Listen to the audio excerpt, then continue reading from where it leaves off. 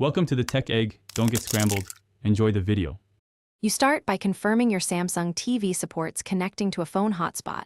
Check model settings or manual. Once confirmed, enable the mobile hotspot on your phone and choose a strong password so devices can join. Next, on the TV open settings, go to Network, then Wireless, and scan for networks. Select your phone SSID and enter the hotspot password. This links the TV to your mobile data source so streaming and updates can begin. Once connected, make sure you optimize the hotspot band. Use 4 GHz for better range or 5 GHz for lower interference and higher speed. Change this in your phone's hotspot settings. If the TV has trouble obtaining an IP, go to Network IP settings on the TV and enter a static IP in the same subnet as your phone. Also sign into your Samsung account on the TV so apps can authenticate and download necessary firmware or streaming credentials.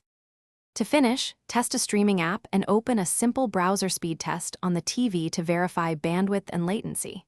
If playback stalls, restart the phone hotspot and the TV.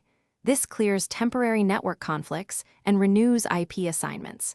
Make sure your carrier allows tethering and you haven't hit your mobile data cap, because many interruptions are billing or restriction related. If problems persist, switch hotspot band or temporarily connect a laptop as an intermediary to isolate phone versus Thanks for watching. Consider subscribing if I helped unscramble your problems.